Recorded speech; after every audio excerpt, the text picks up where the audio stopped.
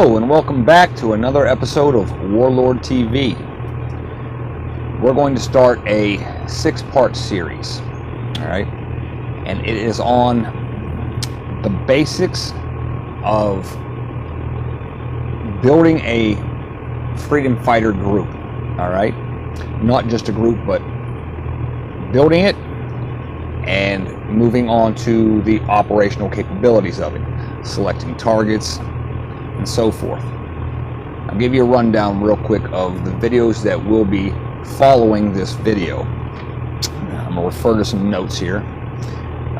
Video 1, which you are watching now or getting ready to watch, is choosing a base of operations and understanding the difference between a base of operations and an operating area, all right, your AOR.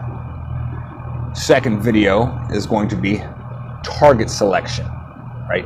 Choosing a target. Now, this doesn't necessarily mean something that you're going to destroy.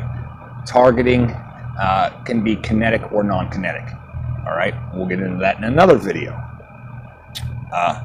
3. Here comes number 3. What did I just say? Operations by type.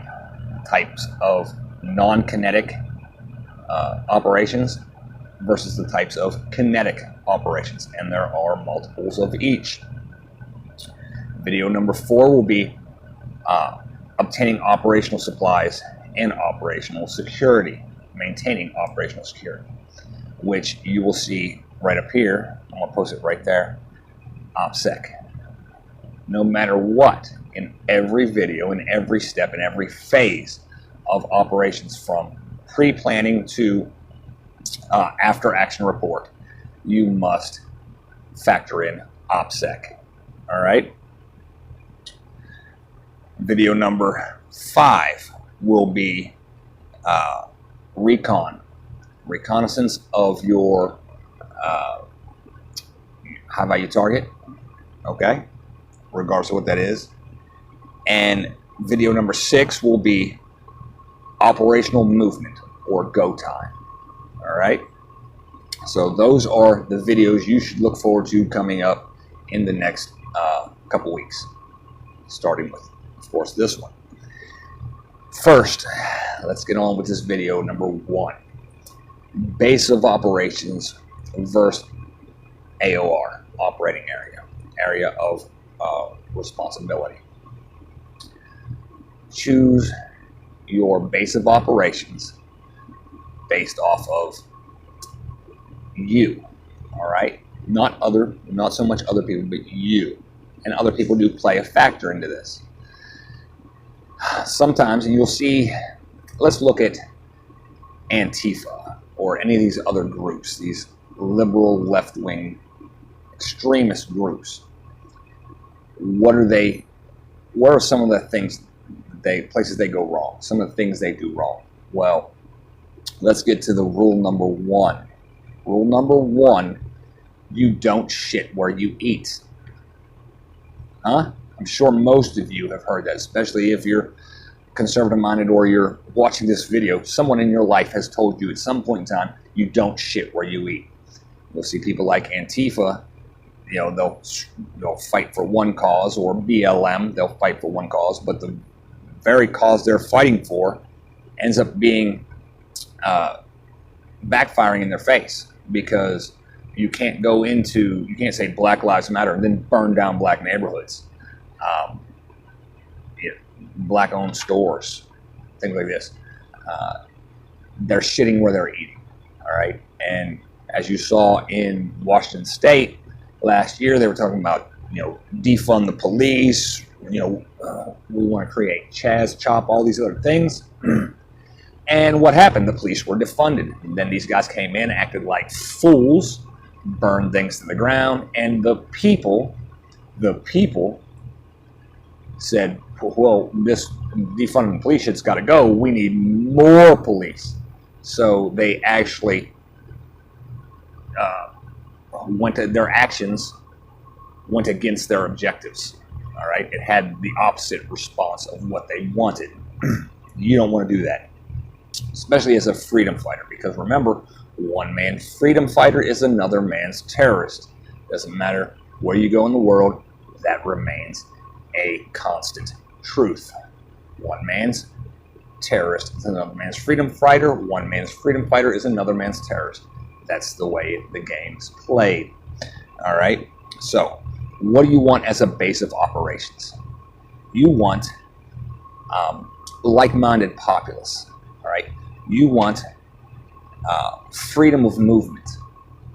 By like-minded populace, I mean you want your town, your suburb, your area, wherever your base of operations is going to be, is to be around people who have similar values as you, similar ideas. If you've been in a, if your objective is, let's say, I don't like these left-wing extremists, I wish somebody would go spray paint their homes or do whatever, and that's what you want to do, those are the types of people you want to be living around, because those are the types of people who will allow you freedom of movement. They're the types where they're going to not look so hard to find the troublemaker amongst their midst, or they're just simply going to look the other way. All right? Living in or operating, having your base of operations in a like-minded society will allow you freedom of movement.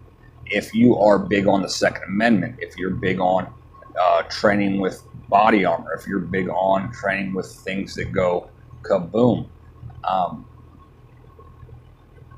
like-minded areas aren't going to draw their eye to that kind of behavior. All right, if everybody and their mama's going out, target practicing on the weekends, and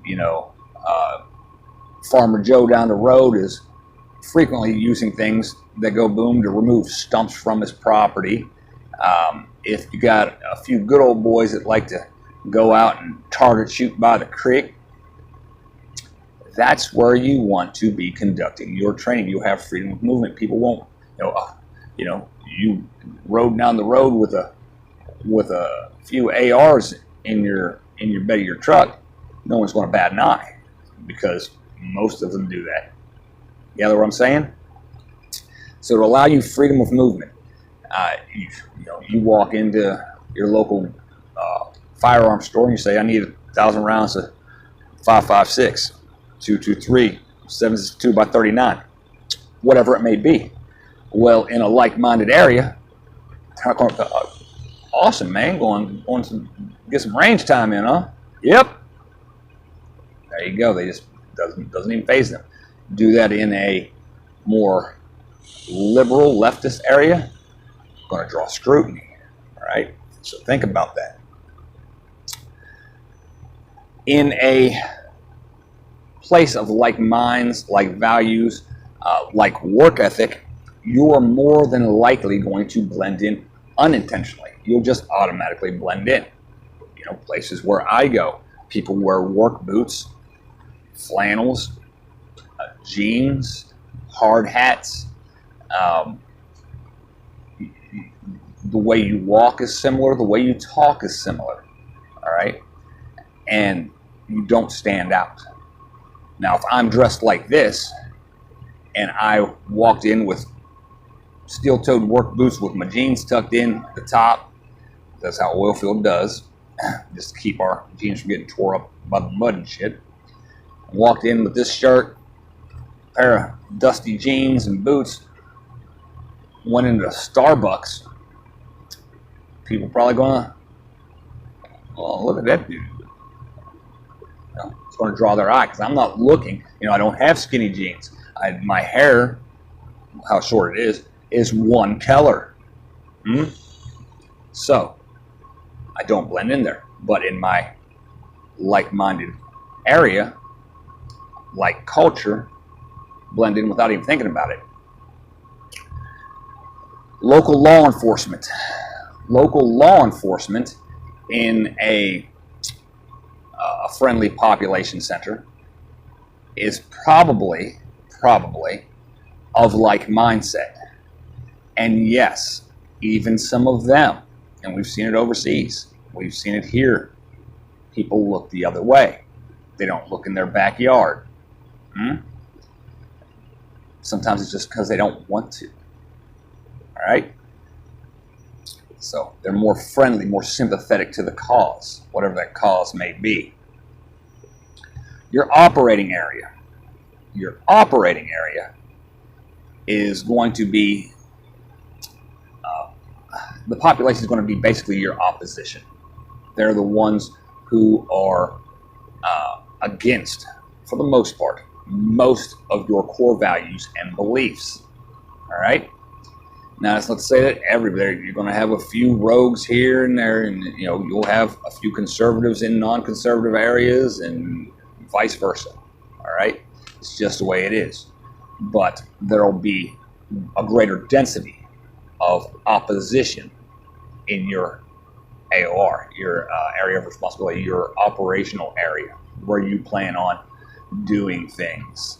All right. In these places, you'll have limited access to supplies. Go back to the, buying 1,000 rounds. That will quickly draw suspicion in that type of an environment. All right, you might not be able to get certain tactical style gear. The supplies that you can get, you probably want to pay cash for. Get it in smaller amounts, things of that nature. We'll get into that in a later video.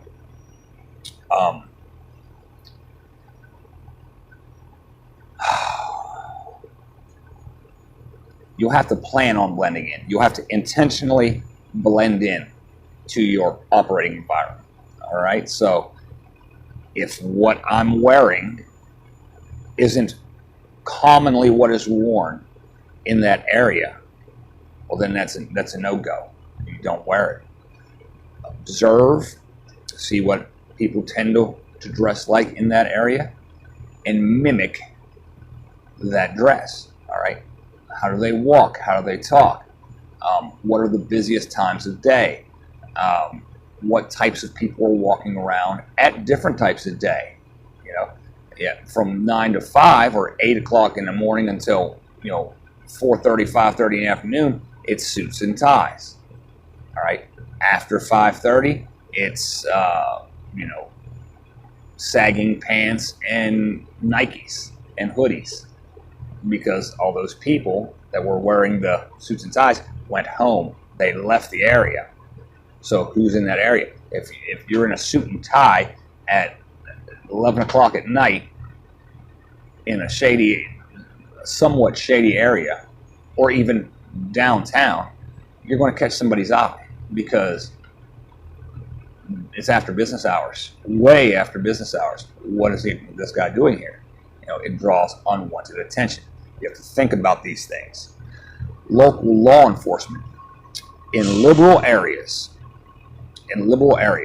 if you are a conservative mindset, if you believe in the Second Amendment, the First Amendment, the Fourth, if you believe in the Constitution, in liberal areas, you should flat out consider local law enforcement hostile. Period. No in between. There's nothing else. Hostile. All right? Because look at the laws they enforce. A lot of places in like New York, California, Michigan, up the East Coast, there's a lot of unconstitutional laws that are enforced at the local level. And if they didn't believe in it, they wouldn't enforce it. So therefore, they are by proxy hostile to your operations. So now that you understand that there's a difference between operating area and your base of operations, that's what you need to separate those two, so that you never shit where you eat. You don't operate. You don't conduct any aggressive activities, whether it be kinetic or non-kinetic, in your area, in your base of operations area. All right, where your home is. This is where you want to train. This is where you want to establish relationships with locals.